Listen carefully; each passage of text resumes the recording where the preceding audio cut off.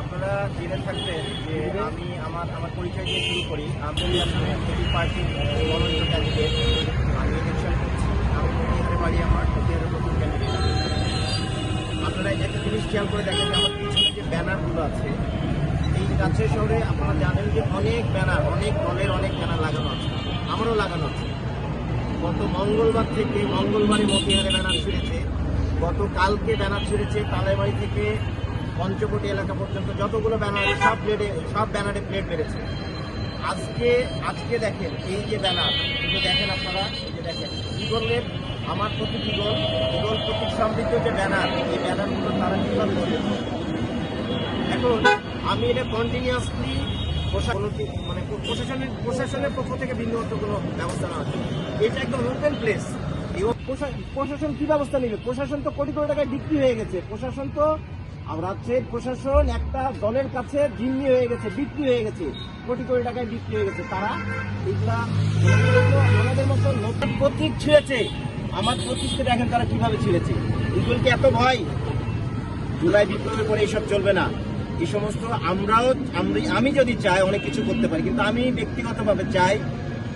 ব্যক্তিগতভাবে চাই যে আমরা নিউ জেনারেশন, আমরা সবসময় পজিটিভ পলিটিক্সটা করবো। আমি পলিসি ডিবেট করতে চাই। রাজশাহীতে এমন কোনো ক্যান্ডিডেট নাই, যে কজন ক্যান্ডিডেট আছে যে পলিসি ডিবেট আমাকে ওভারটেক করে যাবে। আমি ডায়লগ বলেছি, আমি আপনাদের মাধ্যমে আবারও বলছি যে আমি রাজশাহীর যে সমস্ত ক্যান্ডিডেট আছে তাদের সাথে এক টেবিলে বসে পলিসি ডিবেট করতে চাই। তাদের তো এরকম কোনো প্ল্যান নাই। আমি এমন জিনিস আমার কাছে এভিডেন্স হিসেবে আছে। আমি এগুলো ব্যক্তিগতভাবে আমি চাইলে কোনো ক্যান্ডিডেটকে, আমার যারা প্রতিদ্বন্দ্বী ক্যান্ডিডেট তাদেরকে আমি ব্যক্তিগতভাবে আক্রমণ করে নাই।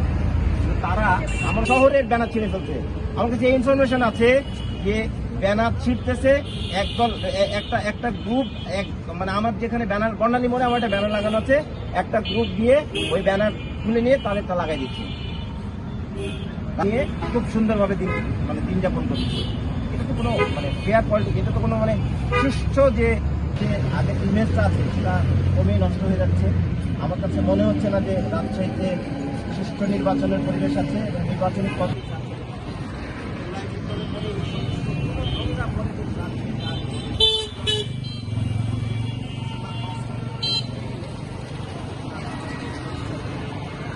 আপনি আমাকে এই প্রশ্ন, ধন্যবাদ আপনাকে প্রশ্ন করার জন্য। কথা হচ্ছে যে রাজশাহী শহরের এই ওপেন প্লেসে সেটাও বলে দেবো আপনাকে। আপাতত এতটুকু জেনে রাখেন যে রাজ্যের প্রশাসন বিক্রি হয়ে গেছে, ইনফরমেশন আছে আমার কাছে। আরেকটা বিষয় হচ্ছে যে গতকাল এক্সটার্নাল দুটো পলিসি আছে, উচ্চকক্ষ আছে, নিম্নকক্ষ আছে। আমার দল আমাকে নমিনেশন দিয়েছে, আমার নমিনেশন বৈধ হয়েছে এবং আমার ইগল প্রতীক নিয়ে আমি ইলেকশন করছি। আপনাদের সাথে জোটে আছে, আমাদের সাথে জোটে আছে। তাহলে আপনার এই জোটটা কি তাহলে মানেন না আপনারা? এটা জোট বুঝবে, এটা জোটের সাথে দল বুঝবে।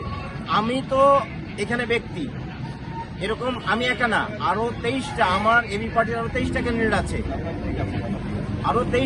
আছে, এবং এনসিপিরও 8টা ক্যান্ডিডেট আছে, জামাতেরও 2টা ক্যান্ডিডেট আছে।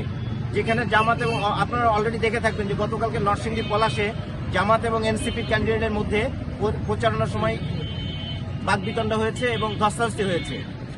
আপনি একটু বিক্রি হয়ে বারবার কথাটা বলছেন, আসলে কোনো ইঙ্গিত দিতে পারেন কি আপনার? না, আমি শতবার বলবো রাজ্যের প্রশাসন বিক্রি হয়ে গেছে। কারণ আমার মতো একটা ক্যান্ডিডেটকে যারা ভয় পাচ্ছে তারা সেই গ্রুপটা ব্যানার ছিঁড়ছে। প্রশাসন এটা 1 ঘন্টা লাগবে না এটা আইডেন্টিফাই করতে যে এই ব্যানারটা ছিঁড়েছে, কে ছিঁড়েছে, কারা জড়িত। কোথাও লিখিত অভিযোগ দিয়েছেন? প্রশাসন তো খুঁজবে কিসের ভিত্তিতে? আমি প্রশাসনের ইচ অ্যান্ড এভরি ওয়ান। আচ্ছা ভাই, এই যে প্রশাসন এই ব্যানার ছিঁড়েছে, এর থেকে তো বড় এভিডেন্স কিছু নাই। এটার পরে আর মনে হয় না যে লিখিত এভিডেন্স দিয়েছে। আজকে একটা জায়গায় আমার ব্যানার ছিল, ওইখানে নিচে প্রিন্টিং কত সংখ্যা করেছি, কোথা থেকে প্রিন্ট করেছি, এই ইনফরমেশনটা ছিল। এর জন্য আজকে আমাকে জরিমানা করতেছে, কিন্তু আমার যে ব্যানার ছিঁড়তেছে এই ব্যাপারে প্রশাসন নিশ্চুপ।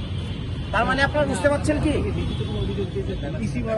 না, আমি লিখিত অভিযোগ দিই নাই, কিন্তু প্রত্যেকজনের নির্বাচনী কর্মকর্তা থেকে, গোয়েন্দা সংস্থা থেকে, থানা থেকে শুরু করে সবাইকে এই ইনফরমেশন পাঠানো হয়েছে যে অমুক জায়গায় আমার ব্যানার ছেড়ে হয়েছে। এখন আমি আইনের লোক, আমিও এই পেশার সাথে যুক্ত। এখন ব্যাপারটা হচ্ছে যে এর থেকে বড় এভিডেন্স দরকার নাই তো। ব্যাপারে আমি অভিযোগ করব।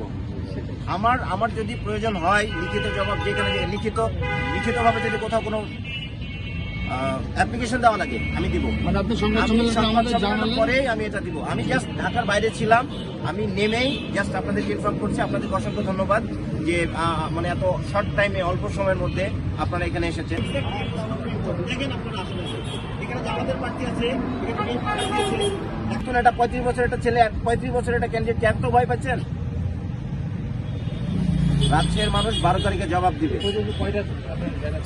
আমার মিনিমাম 20টার উপরে ব্যানার ছেড়েছে এ পর্যন্ত, কন্টিনিউয়াসলি। মঙ্গলবারে ছেড়েছে, বুধবারে ছেড়েছে, আজকে ছেড়েছে।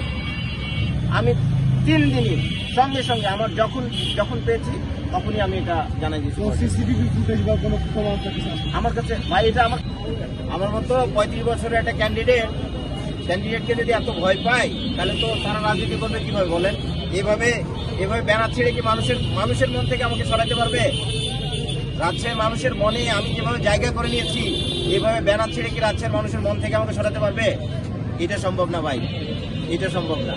আপনারা যারা রাজশাহীতে নোংরা পলিটিক্সটা করতেছেন, যারা এই নোংরা রাজনীতিটা করছেন, আপনারা নিশ্চিত থাকেন খুব অল্প দিনের মধ্যে আপনাদের রাজনীতি, রাজশাহীর মানুষের কাছ থেকে আপনাদের রাজনীতি শেষ হয়ে যাবে। এখনো সময় আছে, এই নোংরা রাজনীতি বন্ধ করেন। আমি এখনই ডিসি অফিসে যাবো, আমি ডিসি অফিসে গিয়ে এখনই কমপ্লেন করে আসবো, রিটেন কমপ্লেন করে আসবো।